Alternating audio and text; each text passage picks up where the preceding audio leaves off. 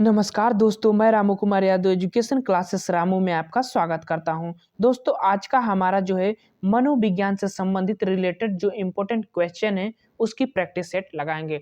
तो ये super TET और टेट या सी टेट किसी का भी एग्जाम दे रहे हैं तो इस प्रैक्टिस सेट को आप जरूर लगाइएगा। काफ़ी इम्पोर्टेंट क्वेश्चन मैंने लेकर आया हूँ। तो चलिए दोस्त, सीधे चलते हैं अपने प्रैक्टिस सेट 1 पर मनोविज्ञान के अंतर्गत। तो देखिए दोस्त, प्रश्न नंबर 1 करा कि शिक्षा का अधिकार अधिनियम किस वर्ष से प्रभावी हुआ।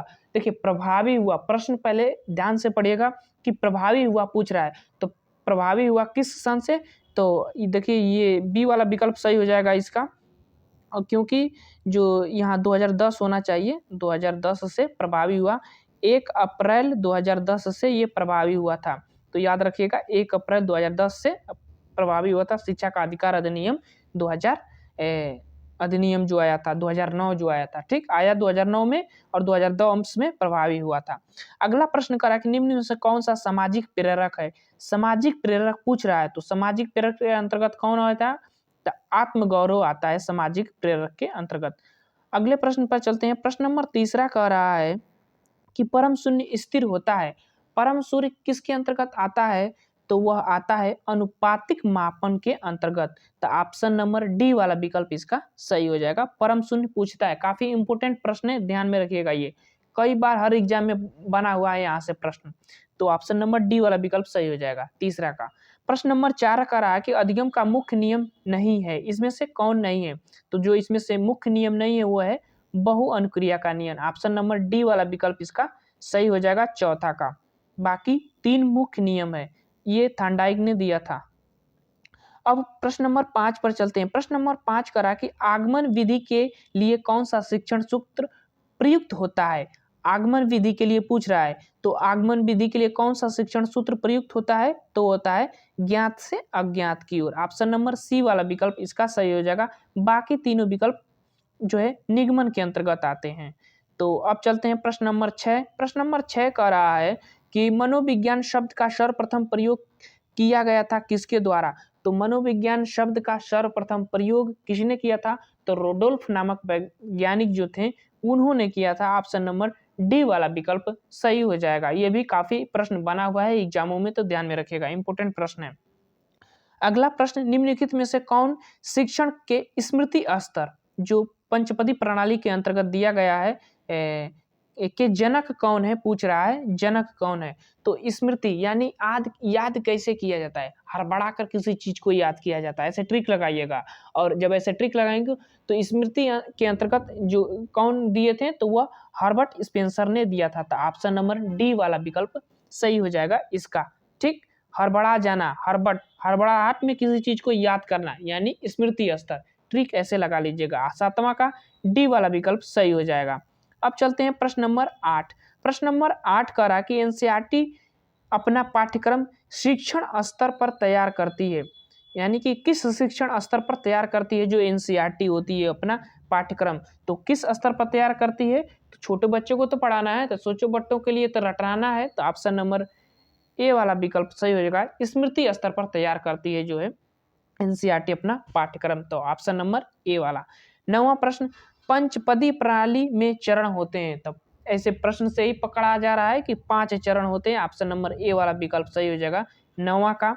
अब चलते हैं प्रश्न नंबर 10। प्रश्न नंबर 10 कह रहा है कि निम्न में से कौन दृश्य सामग्री नहीं है। कौन सी दृश्य सामग्री नहीं है, तो देखिए तीनों दृश्य सामग्री के अंतर्गत आता है। ऑप्शन नंबर डी वाला विकल्प सही हो जाएगा इसका। अब चलते हैं अगला प्रश्न, प्रश्न नंबर 11। निम्न में से कौन व्यवहारवादी मनोवैज्ञानिक नहीं है। इसमें से व्यवहारवादी नहीं है, ये बताना है आपको। यानी कि 4 व्यवहारवादी हैं और एक जो व्यवहारवादी के अंतर्गत नहीं है। तो कूट लेविंग जो है क्षेत्रवादियों के अंतर्गत आते हैं, ये वाला विकल्प सही हो जाएगा, बी वाला विकल्प इसका। अब चलते हैं अगले प्रश्न पर। प्रश्न नंबर 12। निम्न में से कौन व्यवहारवादी सिद्धांत की विशेषता नहीं है। तो व्यवहारवादी सिद्धांत की विशेषता नहीं है, तो वो है विकल्प बी वाला विकल्प सही हो जाएगा 12 का। अब चलते हैं प्रश्न नंबर 13। प्रश्न नंबर 13 कह रहा है कि निम्न में से कौन संज्ञानवादी मनोवैज्ञानिक नहीं है। अब पूछ रहा है कि संज्ञानवादी मनोवैज्ञानिक इसमें से कौन नहीं है। तो जो हल साहब हैं वो व्यवहारवादी के अंतर्गत आते हैं, तो ऑप्शन नंबर डी वाला विकल्प सही हो जाएगा। बाकी चारों संज्ञानवादी के अंतर्गत आते हैं। अब चलते हैं प्रश्न नंबर 14। प्रश्न नंबर 14 कह रहा है कि निम्न में से कौन संज्ञानवादी विशेषता नहीं है। संज्ञानवादी की विशेषता इसमें से कौन सा नहीं है। तो देखिए ऑप्शन नंबर ए वाला पहला ही मिल रहा है, ये जो विशेषता है ये व्यवहारवादियों की विशेषता है। तो ऑप्शन नंबर ए वाला विकल्प इसका सही हो जाएगा। अब चलते हैं प्रश्न नंबर 15। प्रश्न नंबर 15 कह रहा है कि शिक्षा मनोविज्ञान नामक यहाँ पुस्तक होना चाहिए, पुस्तक के लेखक कौन है। तो शिक्षा मनोविज्ञान के पुस्तक के लेखक कौन है, तो थॉर्नडाइक है। ठीक, शिक्षा मनोविज्ञान का जनक भी इनको कहा जाता है। तो ऑप्शन नंबर बी वाला विकल्प इसका सही हो जाएगा। 16 प्रश्न, क्रिया प्रसूत अनुबंधन का सिद्धांत किसने दिया था। तो पहले क्रिया करेगा, उसके बाद उसको उद्दीपक मिलेगा। तो स्किनर बात करते हैं, ऑप्शन नंबर सी वाला विकल्प इसका सही हो जाएगा। अब चलते हैं अगले प्रश्न, प्रश्न नंबर 17। SR बॉन्ड थ्योरी किसने से संबंधित है, यानी स्टिमुलस रिस्पॉन्स थ्योरी, यानी उद्दीपक अनुक्रिया सिद्धांत किसने दिया था। तो थॉर्नडाइक ने दिया था। तो ऑप्शन नंबर सी वाला विकल्प इसका सही हो जाएगा 17 का। अब चलते हैं प्रश्न नंबर 18। प्रश्न नंबर 18 कह रहा है कि द बिहेवियर ऑफ ऑर्गेनिज्म पुस्तक के लेखक कौन है। तो इस पुस्तक के लेखक BF स्किनर साहब हैं। बी वाला विकल्प सही हो जाएगा।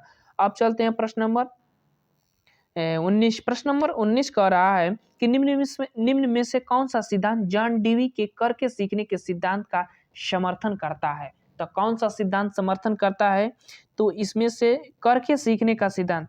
देखिए ये लगता है कि विकल्प गलत है, ये वाला नहीं होना चाहिए, यहाँ पर स्किनर साहब होना चाहिए। कौन, तो स्किनर महोदय जी यहाँ पर होना चाहिए। और स्किनर ये विकल्प सही हो जाएगा, स्किनर अगर रहेंगे तो ये स्किनर जो है क्रिया प्रसूत अनुबंधन का सिद्धांत यानी करके सीखने के सिद्धांत की समर्थन करते हैं। तो स्किनर सही होगा, बी वाले विकल्प के स्थान पर स्किनर रहेंगे। चलिए अगले प्रश्न पर चलते हैं, प्रश्न नंबर 20। निम्न में से कौन सा अधिगम का गौड़ नियम नहीं है। गौड़ नियम इसमें से एक नहीं है। तो जो अधिगम का गौड़ नियम की बात करें तो इसमें से कौन सा नहीं है, तो वह है उपयोग व अनुपयोग का नियम नहीं आता है। ऑप्शन नंबर सी वाला विकल्प सही हो जाएगा। 5 गौड़ नियम दिए थे ना थॉर्नडाइक, उसमें से ये एक नहीं था। अब प्रश्न नंबर 21। निम्न में से किस अनुबंधन का जनक माना जाता है। तो अनुबंधन का जनक किसको माना जाता है, पावलाव को माना जाता है। ये तो सी वाला विकल्प सही हो जाएगा इसका। अगला प्रश्न है 22। द प्रिंसिपल ऑफ साइकोलॉजी पुस्तक के लेखक कौन है। तो द प्रिंसिपल ऑफ साइकोलॉजी पुस्तक के लेखक कौन है, तो विलियम जेम्स है। काफी इंपोर्टेंट प्रश्न है। इसके साथ अगले प्रश्न पर चलते हैं। अगला प्रश्न, एजुकेशन ए फर्स्ट बुक, एजुकेशन ए फर्स्ट बुक के लेखक कौन है। तो एजुकेशन ए फर्स्ट बुक के लेखक ऑप्शन आप लोगों के सामने दिखा दे रहा हूँ। पहला पावलाव साहब हैं, बी वाला विकल्प थॉर्नडाइक, सी स्किनर और डी विलियम जेम्स। तो इसमें से कौन है, तो ऑप्शन नंबर बी वाला विकल्प थॉर्नडाइक साहब हैं। अब चलते हैं अगले प्रश्न पर। अगला प्रश्न करा कि सक्रिय अनुकूलन का सिद्धांत किससे संबंधित है। तो सक्रिय अनुकूलन का सिद्धांत की अगर बात करें तो कौन करते हैं, तो वो करते हैं BF स्किनर साहब। तो ऑप्शन नंबर सी वाला विकल्प इसका सही हो जाएगा। आगे चलते हैं। आगे चलने के बाद अगला प्रश्न है 25वां की पावलाव को कब नोबेल पुरस्कार दिया गया था। तो नोबेल पुरस्कार कब इनको दिया गया था, ये काफी इंपोर्टेंट क्वेश्चन है, कंफ्यूज रहता है 1903 और 1904 में। तो इसका डी वाला विकल्प 1904 में इन्होंने अपनी थ्योरी लाई थी, सक्रिय अनुबंधन का सिद्धांत वाली थ्योरी, और उसी समय इनको उसी सिद्धांत के लिए नोबेल पुरस्कार दिया गया था 1904 में। तो ऑप्शन नंबर डी वाला विकल्प सही हो जाएगा। अगला प्रश्न 26। आत्मसंप्रत्य सेल्फ कंसेप्ट की अवधारणा किसने दिया था। तो किसने दिया था, इसका विकल्प विलियम जेम्स ने दिया था। तो ऑप्शन नंबर बी वाला विकल्प सही हो जाएगा। अब चलते हैं अगले प्रश्न पर। अगला प्रश्न कह रहा है कि मिलती जुलती परिस्थितियों में अनुक्रिया का प्रारंभ होना कहलाता है। मिलती जुलती परिस्थितियों में क्रिया का आरंभ होना क्या कहलाता है, तो उसको हम कहते हैं उद्दीपक सामान्यीकरण। तो ऑप्शन नंबर सी वाला विकल्प इसका सही हो जाएगा। अब चलते हैं अगले प्रश्न पर। अगला प्रश्न कह रहा है कि निम्न में से कौन ऐसे मनोवैज्ञानिक हैं जिन्होंने सीखने की सामग्री के लिए निरर्थक शब्दों का प्रयोग किया है। काफी इंपोर्टेंट प्रश्न है। किसने निरर्थक शब्दों का प्रयोग किया है, तो वह किया है एबिंगहास ने। तो डी वाला विकल्प इसका सही हो जाएगा। ठीक, अब देखिए निरर्थक शब्द और एबिंगहास, हास और निरर्थक, दोनों ट्रिक लगाएंगे तो मिले जुलेगा, तो डी वाला विकल्प ऐसे ट्रिक से याद कर लीजिएगा। अगला प्रश्न, कक्षा में विद्यार्थियों की रुचि बनाए रखने के लिए एक शिक्षिका को उचित है, एक शिक्षिका को क्या करना चाहिए? तो कक्षा में रुचि बनाए रखने के लिए एक शिक्षिका को प्रश्न पूछना चाहिए, डी वाला विकल्प सही हो जाएगा। अब चलते हैं अगले प्रश्न पर, प्रश्न नंबर 30। प्रश्न नंबर 30 कह रहा है कि यदि कुछ विद्यार्थी कक्षा में अध्ययन की चित्त वृत्ति में नहीं है तो आप क्या करेंगे भैया? तो हम क्या करेंगे, तो उनकी रुचि के अनुसार, अपना विषय वस्तु के अनुसार रुचि पूर्ण चीजें बनाएंगे, डी वाला विकल्प इसका सही हो जाएगा, 30वां का डी वाला विकल्प। अब चलते हैं प्रश्न नंबर 31 और 31 प्रश्न कह रहा है कि शिक्षा की किंडरगार्टन पद्धति का प्रतिपादन, काफी सरल प्रश्न, फ्रॉबेल ने दिया था, सी वाला विकल्प सही हो जाएगा। प्रश्न नंबर 32, एक अभिभावक आपसे विद्यालय में मिलने के लिए कभी नहीं आता है, तो आप क्या करेंगे? जब अभिभावक विद्यालय में मिलने नहीं आता है तो आप क्या करेंगे? तो आप स्वयं ही उनसे मिलने जाएंगे, ये काम करेंगे, सी वाला विकल्प सही हो जाएगा 32 का। अब चलते हैं प्रश्न नंबर 33। प्रश्न नंबर 33 करा कि श्यामपट्ट को शिक्षण सामग्री के किस समूह के अंतर्गत किया जा सकता है? श्यामपट्ट, तो श्यामपट्ट पर का करेला? श्यामपट्ट पर खाली देखबे न करला तो दृश्य सामग्री के अंतर्गत रहता है, बी वाला विकल्प सही हो जाएगा 33 का। प्रश्न नंबर 34, निम्न में से कौन शिक्षण कुशलता से संबंधित है? इसमें से कौन शिक्षण कुशलता से संबंधित है, ये प्रश्न पूछ रहा है। तो अगर आप बात करें शिक्षण कुशलता की, तो श्यामपट्ट, प्रश्न पूछना और प्रश्नों को हल करना, ये सभी आ जाता है, डी वाला विकल्प इसका सही हो जाएगा 34 का। अब चलते हैं प्रश्न नंबर 35। प्रश्न नंबर 35 करा कि सीखने के वक्र, सीखने के वक्र क्या है? तो सीखने के वक्र सीखने की प्रगति के सूचक होते हैं, ए वाला विकल्प सही हो जाएगा, सी पर न जाइएगा, ए वाला विकल्प सही होगा 35 का। अब चलते हैं प्रश्न नंबर 36। प्रश्न नंबर 36 कह रहा है कि प्रधानाध्यापक या वरिष्ठ शिक्षक के लिए विद्यालय में कौन सी नेतृत्व शैली बेहतर होती है? प्रधानाध्यापक या वरिष्ठ शिक्षक जो होते हैं उनके लिए विद्यालय में कौन सी नेतृत्व शैली बेहतर होती है? तो वह होती है कौन सी? तो वह होती है प्रजातांत्रिक नेतृत्व वाली शैली, बी वाला विकल्प सही हो जाएगा। अगला प्रश्न 37 प्रश्न, व्यवहार में होने वाले स्थायी परिवर्तन जो अभ्यास के कारण हो उसको क्या कहते हैं? तो उसको हम कहते हैं सीखना, एक परिभाषा है सीखना की। ये गेट्स के अनुसार अनुभव में परिवर्तन क्या है? सीखना, ये भी सी वाला विकल्प सही हो जाएगा इसका। अब चलते हैं अगले प्रश्न, और अगला प्रश्न है 39वां प्रश्न, गेने निम्न में से किससे संबंधित हैं? तो गेने किससे संबंधित हैं इसमें से? तो अधिगम का श्रेणी क्रम से संबंधित है, ए वाला विकल्प 39 का सही हो जाएगा। ठीक, और अगले प्रश्न पर चलते हैं। अगला प्रश्न है कि कक्षा में अनुशासन बनाए रखने के लिए सर्वाधिक प्रभावशाली उपाय क्या है? सर्वाधिक प्रभावशाली उपाय क्या है? तो सर्वाधिक प्रभावशाली उपाय की अगर हम बात करें इसमें से, तो शिक्षण को रोचक एवं व्यवहारिक बनाना, ये सर्वाधिक प्रभावशाली उपाय होता है, बी वाला विकल्प सही हो जाएगा। अब चलते हैं प्रश्न नंबर 41। प्रश्न नंबर 41 कह रहा है कि सीखे हुए ज्ञान कौशल या विषय का अन्य परिस्थितियों में उपयोग करने को कहते हैं।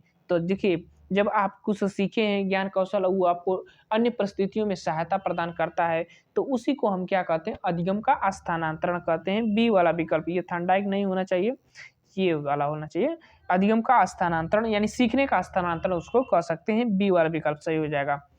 प्रश्न नंबर 42 और इस वीडियो का लास्ट प्रश्न, काफी इंपोर्टेंट प्रश्न है, इसमें कंफ्यूजन रहता है सभी लोगों को और प्रश्न गलत हो जाता है। तो जिस प्रश्न को ध्यान से रखिएगा, जिस वक्र रेखा में प्रारंभ में सीखने की गति का होला, प्रारंभ में सीखने की गति तीव्र और बाद में जो सीखने की गति धीरे धीरे मंद हो जाती है, तो इसको हम किस वक्र के अंतर्गत रखा जाता है, ये आपको बताना है। देखिए, 4 गो वक्र के प्रकार होला, उत्तोदर, नतोदर, मिश्रित, और एक होता है ये एक होता है, नहीं 3 ही होता है। ठीक, ये 3 विकल्प है आप लोगों के सामने, तो 3 वक्र, तो इसमें से जो विकल्प सही होगा वो आपको बताना है। तो कौन होता है? तो देखिए, प्रारंभ में सीखने की गति क्या होती है? तीव्र होती है, और बाद में सीखने की गति मंद हो जाती है। तो इस वक्र को हम क्या कहते हैं? उन्नतोदर वक्र कहते हैं। ऑप्शन नंबर ए वाला विकल्प सही हो जाएगा। कोई लोग तो बी वाले विकल्प को मारे होंगे, लेकिन बी वाला विकल्प नहीं होगा, ए वाला विकल्प होगा। उन्नतोदर वक्र इसको कहते हैं। तो 42 का ए वाला विकल्प सही हो जाएगा। उन्नतोदर के अंतर्गत ये आता है। प्रारंभ में सीखने की गति तेज और बाद में सीखने की गति धीरे धीरे मंद होती चली जाती है। लेकिन नतोदर में क्या होता है कि प्रारंभ में सीखने की गति मंद होती है, धीरे धीरे सीखने की गति बढ़ती चली जाती है। तो ये नतोदर के अंतर्गत आता है। और मिश्रित के अंतर्गत जो आता है वो आता है कभी तेज कभी धीमे, ऐसे सीखा जाता है। तो ये थे हमारे कुछ इंपॉर्टेंट क्वेश्चन आपको हमने कराए मनोविज्ञान के अंतर्गत। तो ये हमारा प्रयास आपको अच्छा लगा तो वीडियो को लाइक कीजिएगा, शेयर कीजिएगा, सब्सक्राइब कीजिएगा। चलिए दोस्त, वीडियो को समाप्त करते हैं। Thank you for watching this video.